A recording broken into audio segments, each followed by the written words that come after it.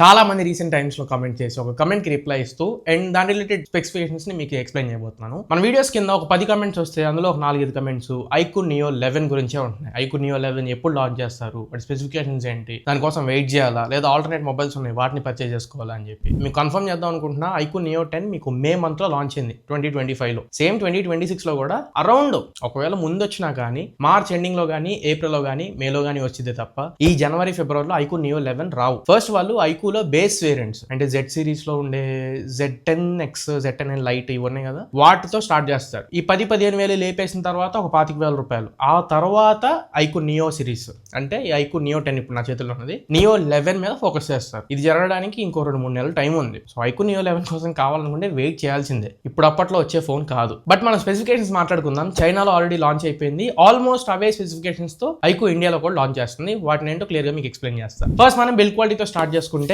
ఇంతకు ముందు మనకి వాటర్ రెసిస్టెన్స్ లేదు, ఇప్పుడు కంప్లీట్ వాటర్ రెసిస్టెన్స్ తో వస్తుంది. IP68 plus IP69 complete water resistance. చైనాలో iQOO Neo 11 మీకు మెటల్ ఫ్రేమ్ తో వచ్చింది. బట్ ఇండియాకి వచ్చేటప్పటికి పాలీకార్బోనేట్ ఫ్రేమ్ తెస్తారన్నట్లు నేను అనుకుంటున్నాను. కాస్ట్ కటింగ్ చేస్తే బిల్డ్ క్వాలిటీ మీద జరిగిద్ది. ప్లస్ ఈ DRAM, NAND వీటి ప్రైజులు పెరిగి ఉన్నాయి కదా ర్యామ్ అండ్ రోమ్వి, దాని ఎఫెక్ట్ చైనాలో లేదు. ఎందుకంటే ఈ ఇన్ఫ్లేషన్ అవ్వక ముందే చైనాలో లాంచ్ అయిపోయింది. బట్ ఇది అప్కమింగ్ ఫోన్ కాబట్టి ఈ ప్రైస్ ఎఫెక్ట్ ఈ ఫోన్ మీద కూడా పడిద్ది. సో వీళ్ళు కాస్ట్ కట్ చేస్తే బిల్డ్ క్వాలిటీలో చేయాలి. అండ్ డిస్ప్లే కూడా డ్రాగన్ టైల్ ప్రొటెక్షన్ తో వస్తుంది. ఎట్లాంటి కార్నింగ్ వీళ్ళు యూజ్ చేయరు. నెక్స్ట్ ప్రాసెసర్ గురించి మాట్లాడదాం. iQOO Neo 10 లో Snapdragon 8X Gen 4 processor use చేశారు. బట్ అప్కమింగ్ iQOO Neo 11 లో Snapdragon 8 Lite ప్రాసెసర్ తో రాబోతుంది. ప్లస్ ఎప్పుడు వచ్చేలానే Q2 చిప్ ని కూడా యాడ్ చేస్తారు. ర్యామ్ అండ్ రోమ్ కాన్ఫిగరేషన్స్ కూడా ఎక్కడ కాంప్రమైజ్ ఉండదు. సేమ్ లాస్ట్ టైం లానే LPDDR5X Ultra UFS 4.1 storage type తో వస్తుంది. బట్ ఈసారి మేబీ 128GB అసలు ఉండకపోవచ్చు. ఓన్లీ 256GB వేరియంట్ తీసుకొస్తారంటే ఇన్ఫర్మేషన్. BGMI 120 FPS సపోర్ట్ చేసిద్ది. ప్లస్ వీళ్ళు అడిషనల్ ఫ్రేమ్స్ Q2 చిప్ ద్వారా 144 FPS సపోర్ట్ ని తీసుకొని వస్తారు. At the same time display కూడా ఈసారి 144Hz రిఫ్రెష్ రేట్ ఉండబోతుంది.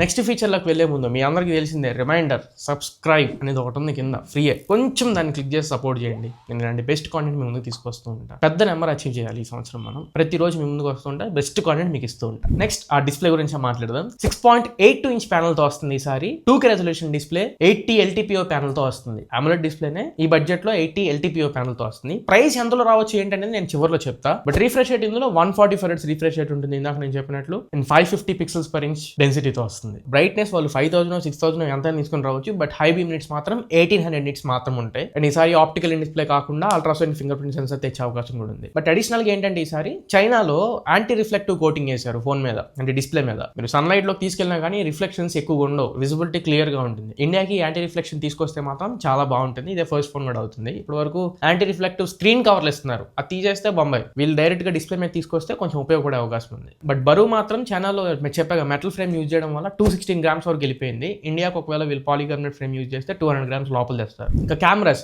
సేమ్ దీనిలానే back side dual camera setup వస్తుంది. 50 megapixel primary camera, 8 megapixel ultra wide angle camera, telephoto lens లాంటివి అయితే ఏమి ఉండవు. ఇవి పర్ఫార్మెన్స్ ఓరియంటెడ్, కెమెరా ఓరియంటెడ్ కాదు కాబట్టి. సేమ్ వీళ్ళు OnePlus 15R, OnePlus 13R వీటి కాంపిటీషన్ కానీ అందులో కూడా అంతే కెమెరాస్ హై లెవెల్లో ఉండవు. గేమింగ్ మాత్రం ప్రో లెవెల్లో ఉంటుంది. వీళ్ళు కూడా అదే ఫాలో అవుతున్నారు. దానికి కాంపిటీషన్ కానీ ఈ ఫోన్స్ కూడా తెస్తున్నారు. సెన్సార్ చైనాలో అయితే మెన్షన్ చేయాల, సోనీ సెన్సార్ అని చెప్పని రాస్తుంది. బట్ ఆప్టికల్ ఇమేజ్ స్టెబిలైజేషన్ కి సపోర్ట్ చేస్తుంది. సిపా ఇమేజ్ ప్రాసెసింగ్ తో వస్తుంది. నైస్ అల్గోరిథం యూజ్ చేస్తున్నారు. వివో వాళ్ళ ఇమేజ్ ప్రాసెసింగ్ NOS కి సపోర్ట్ చేస్తుంది. And ultra wide angle camera 8 megapixel, front again 16 megapixel. Video recording లో మాత్రం చైనాలో 8K వీడియో రికార్డింగ్ సపోర్ట్ తీసుకుని వచ్చారు. బట్ అది మనకు అంత ఉపయోగపడకపోవచ్చు. Rear side camera, front camera use చేసి మాత్రం 4K 60 FPS లో మాక్సిమం మనం వీడియోస్ రికార్డ్ చేసుకోవచ్చు రెండు కెమెరాల నుంచి. ఇంకా లాస్ట్ బ్యాటరీ 7500 mAh బ్యాటరీతో వస్తుంది. 100W ఛార్జర్ ఇచ్చారు చైనాలో. ఇండియా కూడా 100W ఛార్జర్ వస్తుంది. అండ్ వైర్లెస్ ఛార్జింగ్ లాంటివి చైనాలో లేవు కాబట్టి ఇండియా కూడా ఆబ్వియస్ గా తీసుకుంటారు. ఇంకా extra features networking, signal reception, wifi speeds and Bluetooth, NFC, IR వీటి పరంగా అయితే NFC, IR రెండు ఉన్నాయి. కాంటాక్ట్లెస్ పేమెంట్స్ చేసుకోవచ్చు, రిమోట్ కంట్రోల్ లాగా యూజ్ చేసుకోవచ్చు. ఇండియా కూడా వస్తాయి. అండ్ ఇంకా బ్లూటూత్ వర్షన్ 5.4 తో వస్తుంది. వైఫై 7 తో వస్తుంది. ఇండియాకి 5G బ్యాండ్స్ ఒక 15 5G బ్యాండ్స్ తీసుకొస్తారు. స్టీరియో స్పీకర్స్ ఉంటాయి.